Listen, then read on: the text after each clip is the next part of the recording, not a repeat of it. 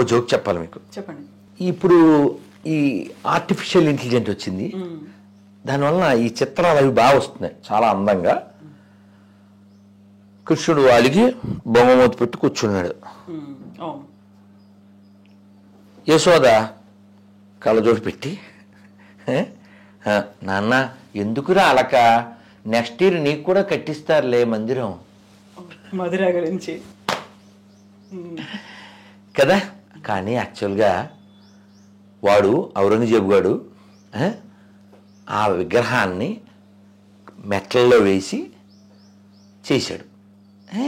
ఇప్పటికి అదే మెంటాలిటీతో ఉంది పరిస్థితి జాతి అంతా.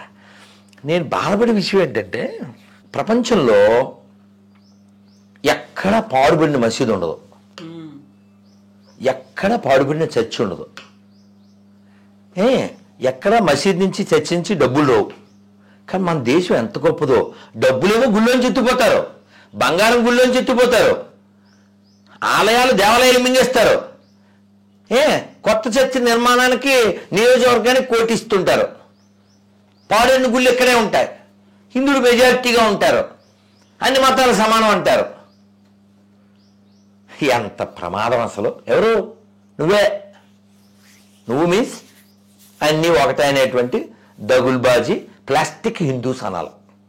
ప్లాస్టిక్ ఫ్రూట్స్ ఎప్పుడన్నా చూసారా? మొన్న నేను ఎక్కడ హైదరాబాద్లో స్వీకార ఉపకారం అని ఉంది కదా, జూబ్లీహిల్స్ పై, నిజంగా అక్కడ ప్లేట్లో చిన్న చిన్న కాయలు ఉన్నాయి, చేత్తో తీస్తే ప్లాస్టిక్ వేయి, జస్ట్ అప్పీల్ లైక్ ఒరిజినల్, చేత్తో తీర్తిగా తెల్ల అది ప్లాస్టిక్ కాయ. అలాంటి ప్లాస్టిక్ కాయ లాంటి కాయలు ఈ బొద్దుగాళ్ళు అన్నీ ఒకటని చెప్తూ ఇంత నాశనం అయిపోయిన తర్వాత, ఇంత నాశనం అవుతున్న తర్వాత, మీకు తెలుసా చాలామంది హిందువుల మగపిల్లలకి పెళ్ళిళ్ళు అవ్వట్లే, పిల్లలు దొరకట్లే. మరి వీడికి ఒక్క పిల్ల దొరకట్లే, వాడికి 4 5 ఎలా దొరుకుతున్నారు? మన పిల్లని ఎత్తుపోయి మరీ చేసుకుంటాడు, తర్వాత ఫ్రిడ్జ్లోనో సూట్ కేసులోనో పంపిస్తాడు పాల్సి, అది వేరే కథ. నువ్వు ఇంకెన్నాళ్ళు ఈ భ్రమలో బతుకుతావు, అది పాయింట్ ఇక్కడ. ఇప్పుడు మనం రాముడి గురించి మాట్లాడుకుంటున్నప్పుడు అసలు రాముడు చరిత్ర కాదు అనే మాట, అదొక పుక్కిటి పురాణం అనే మాట కూడా ఉంది. అసలు ఎందుకని కట్టాల్సిన అవసరం ఉంది అనే మాట ఉంది. ఇప్పుడు మనకు కావాల్సింది బళ్ళు తప్ప గుడులు కాదు అనేది. అదే నేను చెప్పేది అదే. ఈ ఎవడైతే ఇది వాగాడో in the name of secular కుక్క, సరే కుక్కలు హట్ అవుతాయి, ప్రతిసారి వాటిని హట్ చేయలేకపోతున్నాను, కానీ ఇంకో ప్రత్యామ్నాయ పదం దొరకట్లేదు. నక్కలను కూడా అంటానే ఇష్టం లేదు, అవి కూడా అడవిలోనే ఎవరినన్నా ఇబ్బంది పెడతాయేమో తప్ప పబ్లిక్ని కాదు. వీడు స్వతంత్రం వచ్చినప్పటి నుంచి దాదాపు 70 ఏళ్ళ నుంచి ఎవరో యాత్రకి వెళ్తే ప్రజల సొమ్ము ఎందుకు ఎత్తున్నారో, దాంతో బళ్ళు కట్టచ్చు అన్నాడా ఒక్క బాడుకో అంటే మీనింగ్ తెలీదు. తర్వాత మళ్ళీ గూగుల్లో చూసి చెప్పు. మా డబ్బులతో మేం గుడి గడితే నీ సలహా ఏమిట్రా చవట, ఎవరంటే వాడికి కదా. హాజ్ యాత్ర ప్రజల సొమ్ము, జెరూసలేం యాత్ర ప్రజల సొమ్ము, ఇంకా నేరుగా చెప్తే మా గుళ్ళో సొమ్ము. పాత బస్తీలో ట్యాక్స్ కరెంటు బిల్లు వసూలు చేయలేని చవట్లు కూడా మాట్లాడమే కదా. అప్పుడు ఎందుకు మాట్లాడరా నువ్వు? మీకు జోక్ చెప్పాలి మళ్ళీ. వాటర్లెస్ హోలీ, క్రాకర్లెస్ దివాలి, ఐడిల్లెస్ వినాయక చవితి, డీజేలెస్ నవరాత్రి, హిందూస్లెస్ హిందుస్థాన్, ఇది వీళ్ళ ప్లాన్. ఈ ఉపన్యాసాలు వెళ్ళి మనకే సుమా, ఎవిడెన్సులు ఇవన్నీ మన రాముడి గురించే. మరి ఎడారి మతాలకు ఏమన్నా ఎవిడెన్స్ ఉందా? 1, 2కి వాళ్ళు చెప్పే దేవుళ్ళకి ఏమన్నా ఎవిడెన్స్ ఉందా? రాముడికి సంబంధించినటువంటి ఏ చరిత్ర ఉంది అని బోలుడుంది, ఎక్కడ లేదు. ఎక్కడ పట్టినా రాముడి చరిత్ర ఉంది.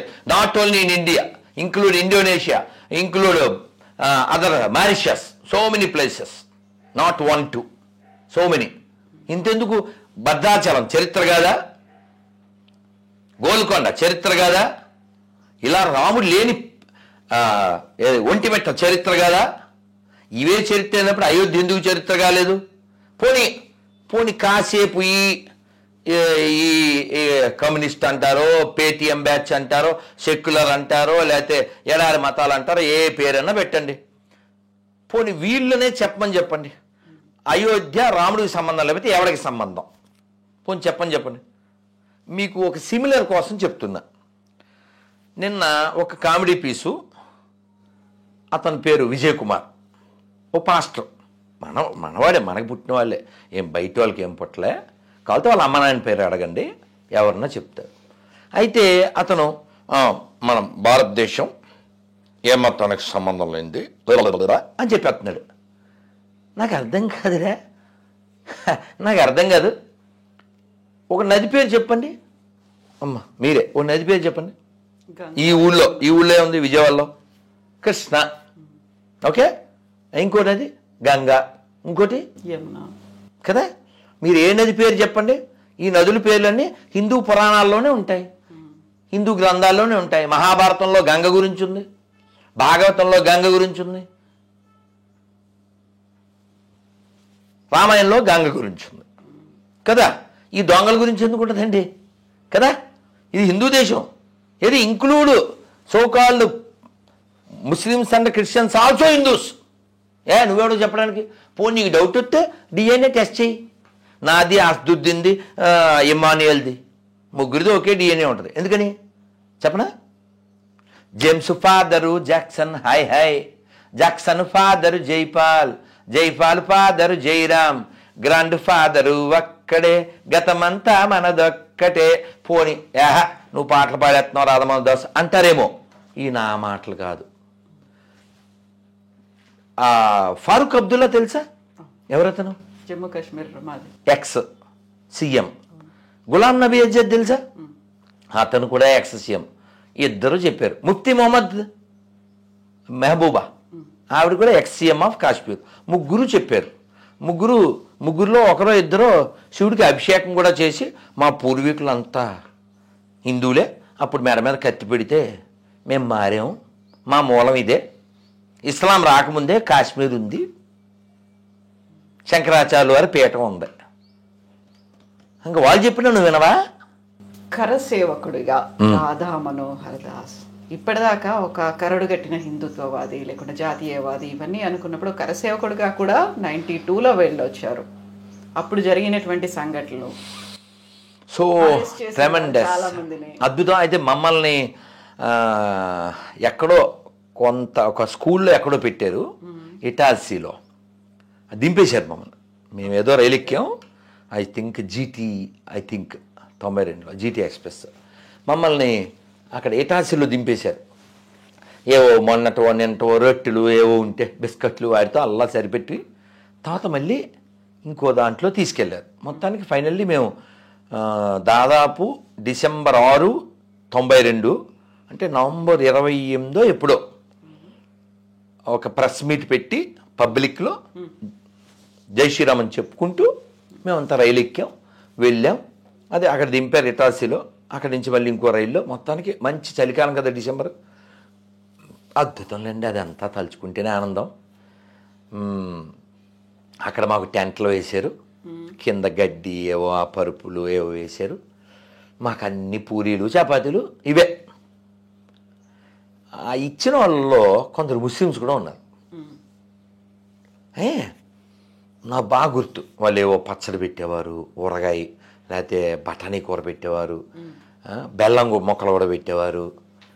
అలా 1 వీకు అలా మేము చిన్నోళ్ళం కాస్త అలా సరదాగా తిరుగుతూ అది చూస్తూ, అప్పుడు సెల్ఫీలు సెల్లు ఏం లేవు కదా, మాట్లాడుకుంటూ భజన చేసుకుంటూ అలా గడిచింది.